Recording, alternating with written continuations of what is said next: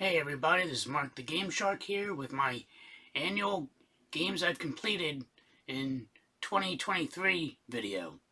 So this past year I didn't really complete a whole lot of games. I ended up only completing 30 of them.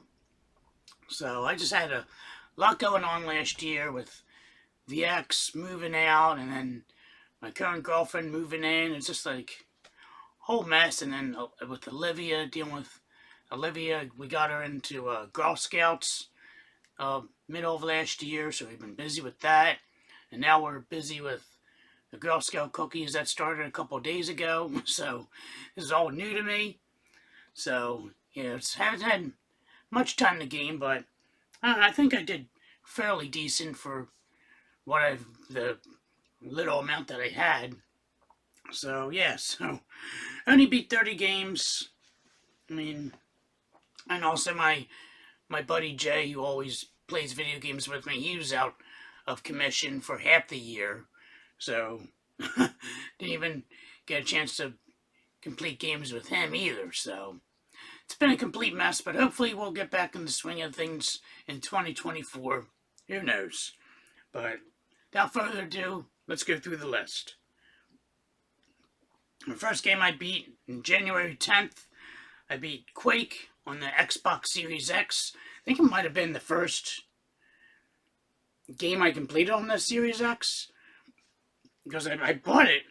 It's funny, when I bought this Series X in November of like 2 years ago, and it was January when I decided to open and hook it up. And the reason I took so long to hook it up is because the holidays and meet my current girlfriend, getting to know her, as well as like trying to figure out, because I wanted to put it on the 4K, but I was like, you know what, I'll just hook it up in the game room on the 1080p, and that's what I did. I had it in here for a while. It's currently now downstairs on the 4K TV where it belongs. But so yeah, Quake is the first one I've completed. I love Quake. What more can you say? It's fantastic first-person shooter, and it runs it brought me back to when I used to play it, and back in 1997, back when playing on the old Packard Bell. Used to play the hell out of Quake. Then the second one, in January 26th, we beat Beer Slinger on the Evercade. It was a pretty simple game. It's like you kind of like it's not I thought it was gonna be kind of like Root Beer Tapper or Beer Tapper, whatever you prefer, or Tapper, whatever it's called. But it's not. You actually have to they have different beers and you have to fill them up and give each person their set beer. It's a really fun game. It's super short. I think it's like 4 or 5 levels long, and I enjoyed it.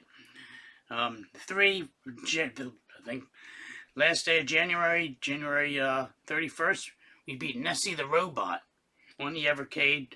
I honestly forget what the heck that game was about. I gave it a rating. Oh yeah, I forgot the rating system. I gave it a 5 out of 10 for that one.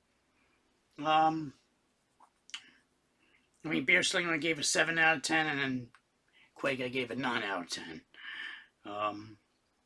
Nessie the Robot, I think it was a platformer, I can't remember. But it was an okay game. It's okay. Then we completed the Killer Instinct for the Xbox Series X. I gave that on February 2nd. We beat it gave it a rating of 6 out of 10. It was a good fighter, but I don't think it really offered a whole lot of replay value. It was fun though. I enjoyed playing it. And this one, I should have gave it a lower rating. Now I'm looking at this thing. We got February 25th, we beat Kentucky Route Zero on the Xbox Series X. It was a Game of the Month game, and oh my god, that game sucked. I gave a rating of 3 out of 10. I should have gave it lower. That game was super boring and super wordy. I think it would have done a lot better if, half the dialogue was missing. Because you had to read and read and read, and it's just come the fuck on. I honestly don't even know what the point of the game was. Like, I don't know what the hell I was doing, why I went on this stupid journey.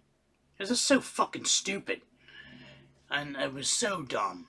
Like, oh my god, like, I couldn't, I just couldn't deal with it. It's a stupid game. And then, but apparently I think it's easy to get a platinum or all the achievements in it. And I just was like, I'm not dealing with that bullshit. I'd rather just stab my eyes out. Alright, the sixth game we beat is Road 96 on the Xbox Series X. We beat that on March 6th. I gave a rating of 8 out of 10. This game was fucking fantastic. It used to be on Game Pass, but unfortunately I've heard they recently took it off. So you just have to buy a physical game if you want to play it. And I enjoyed it. You play like random people and you're going, it's like a futuristic game. You go into like the blockade or whatever and try and get through the blockade into the next town, I think. But it was fun. I enjoyed it. And next up, I finally beat Super Mario Sunshine on the GameCube on March 7th. Oh my god, that game. The controls are such a pain in the ass in the game. Just like Mario 64. It's just such a pain. But it was enjoyable. We beat that on March 7th. And I gave it a rating 7 out of 10. Next up, we beat Tiny Toon Adventures on the NES on March 8th. Gave it a rating, it was 5 out of 10. It was an okay platformer. Then we beat Tiny Toon Adventures Bab's Big Break on the Game Boy on March 14th. Gave it a rating of 5 out of 10. It was an okay game. The 10th game we've completed was Tiny Toon Adventures 2, Trouble in Wacky Land on the NES. I gave it a rating of 6 out of 10. It was okay. Nothing too much to talk about. I mean, it's just a Tiny Toon Adventure, like platformer or whatever. The 11th game we beaten was Coffee Talk on the Xbox Series X. I beat that, completed that March 20th. I gave it a rating of 8 out of 10. This was my first, I got all the achievements in the game. It was fantastic. I love that game. It was so much fun. Now this, if they used the dialogue like similar to this into Kentucky Route Zero, that would have probably been a decent game. Because then I would have been entertained. But Kentucky Route Zero, there's blabble on and on. You just get disinterested in what the fuck is going on. It's just a piece of shit. But this one, it was actually interesting, like, hearing about, like, what people are talking about and all that, and what they're going through. It was a really fun game. Next up, we beat Medieval on the PS1 on March 23rd. I gave it a rating out of 4 out of 10. It's such a pain-in-the-ass game. Like, you have to go, like, I ended up using cheat codes just to beat the fucking game, because I got, like, I think I only got, like, probably sort of halfway, and then I realized I missed something, and I had to go all the way back to, like, an earlier level, and I was like, you know what? Fuck this nonsense. And the levels got, like, increasingly harder. I was like, what the hell was going on here? So yeah, Medieval on the PS1. I think the PS4 remake might be a little better. I have no idea. I haven't played that one. Next up, we got Tiny Toon Adventures Buster Bust Loose on the Super Nintendo. Completed that April 5th with a rating of 6. I gave it 6 out of 10. Yeah, it's an okay game. It's the Tiny Toon Adventures. What the hell you want from my life? Then the 14th game we completed was Hi-Fi Rush on the Xbox Series X. Beat that April 7th. That game, I gave it a rating of 8 out of 10. That was a really fun game. I thought it was going to be a lot harder, because, like, rhythm games, I'm not really good at. But I was once I got the hang of it, I was pretty simple. The one mechanic was a kind of, like, blocking mechanic. God gave me a little issue. initially, but then once I played it, and then I played it a little longer, then I was like, okay, now I understand it. Once I figured it out, it became easy. But yeah, definitely an enjoyable game. The graphics and music are phenomenal. 15th game we beaten was Tiny Teen Adventures 2, Montana's Movie Madness. Holy shit, try to say that 10 times fast. On the Game Boy, beat it April 11th, and I gave it a rating of 6 out of 10. It's an okay game. Nothing much to talk about. 16, we beat Kubo 1 on the Evercade on April 13th. I gave it a rating of 5 out of 10. It was okay game, super short. Next up, we completed Thunderpaw on the Evercade. We beat that, completed that June 5th. Gave it a rating 8 out of 10. It was a good platformer game. I liked how I think you could switch between like two characters if I remember correctly. But it was funny. Got kind of challenging towards the end there. Then we on the 18th game we completed Power Wash Simulator on Xbox Series X. Completed that August 24th. Give it a rating out of 6 out of 10. And oh my god, that game, I wasn't even planning on beating that game. And like that game, you definitely need breaks. Like, oh my god, if you try to play that all the way through, like not play anything else, like you'll probably end up in a fucking mental institution, to be honest.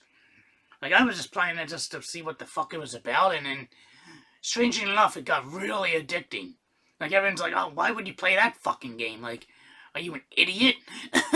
But no, it's like, and I told people, I'm like, try it. Like, it's fucking strangely addicting. And people are like, oh, no, it's just fucking stupid. You're wasting your time. Why would you play a game like that? But yeah, it's strangely addicting, and like, oh my god. It's crazy.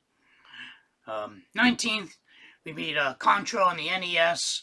Beat that August 25th. I mean, it's Contra.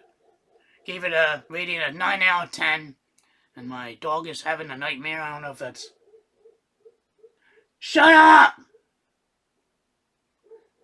Dumb dog's having a nightmare. Apologize about that. Next up, on the 20th game, we beat Slap Fight on the Sega Genesis. Completed that September 16th. Gave it a rating of 8 out of 10. This was actually a really decent, underrated shooter on the, well, technically Mega Drive, because I don't think it came out in the States. But I got like a repro copy of it, and it's a fun game. I enjoyed it. 21, excuse me, beat Mighty Final Fight on the NES. Beat that October 11th. Gave it a rating of 8 out of 10. Such a fantastic beat 'em up. Definitely highly underrated and highly recommended. Then continuing that, we end up beating Final Fight, the arcade version, on the Evercade. I think I beat it on Evercade EXP. I think it's one of the built-in Capcom games. I beat that November 12th. Like, that's like, it's Final Fight. Like, what do you want? Like, gave it a rating of 9 out of 10. Such a fantastic fighter. Then, 23rd game, we beat Mercs on the arcade, on the Evercade. Beat that in, the next day, November 13th. I gave it a rating of 7 out of 10. It's a lot better than Genesis version, because I played the Genesis version, and I think I rage quit it. So, I don't know, I might go back to it since I completed the arcade version.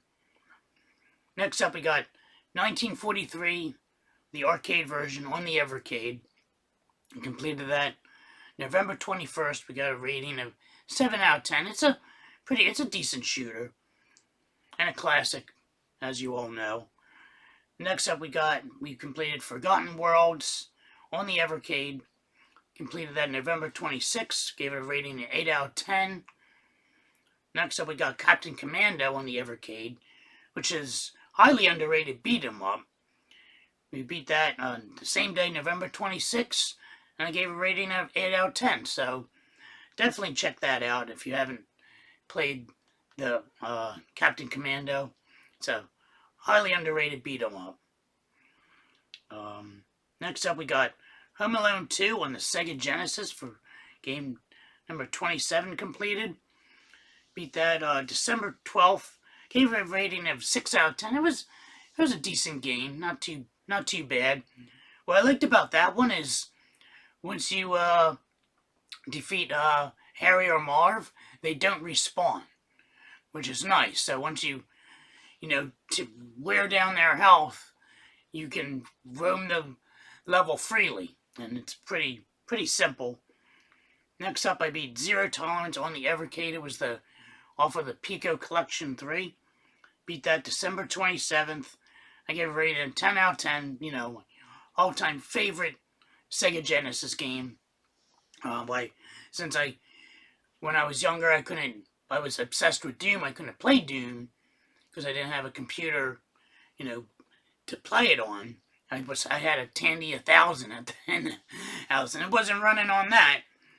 So to get my fix for first-person shooters, I had a Genesis, so I got Zero Tolerance. And unfortunately, I didn't own a Super Nintendo. I couldn't play Doom on that either, so I was highly upset when Doom came out for the Super Nintendo and not on the Genesis. I was like, what the hell?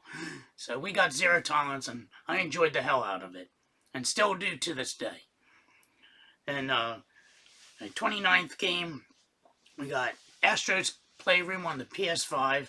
It was a fun game. It's very, Little Big Planet-esque type of game, like the latest one where it's like the 3D Little Big Planet.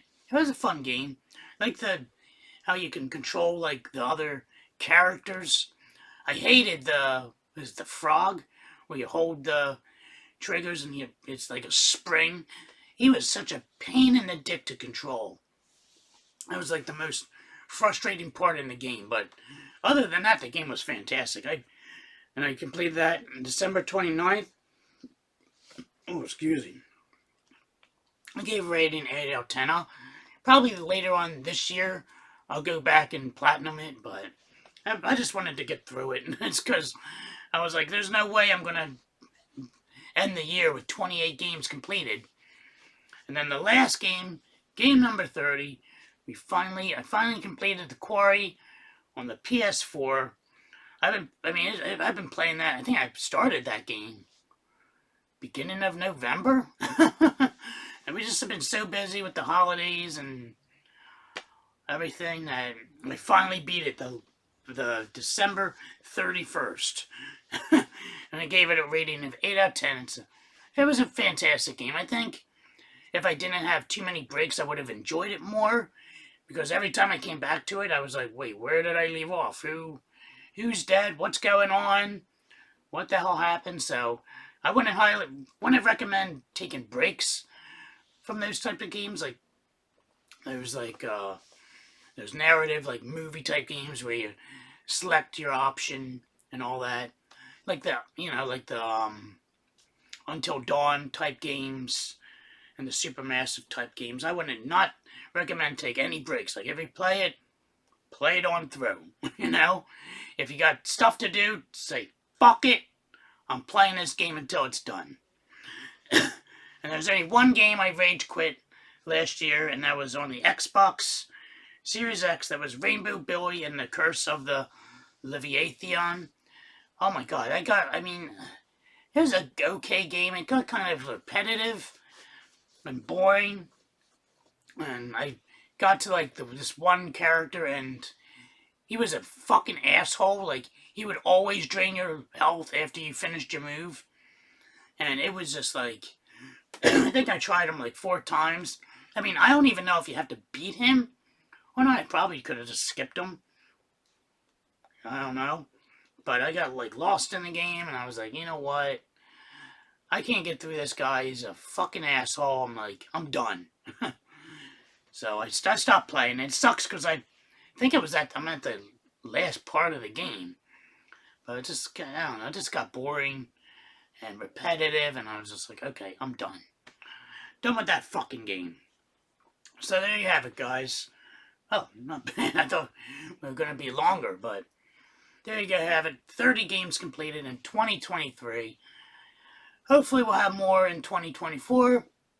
We'll see. I mean, my friends can finally come over and we can continue playing games together every Tuesday night, so that should be good. So I think I'm gonna try and aim for at least like 40 games a year. I think that's fair. If I can complete 40 games a year, I would be happy. But yeah, let me know what you guys thought of the games, and until next time, and also let me know what you guys have completed in 2023, or if I haven't seen your video, leave a comment down below. And until next time, guys, this is Mark the Game Shark signing out. Have a good day.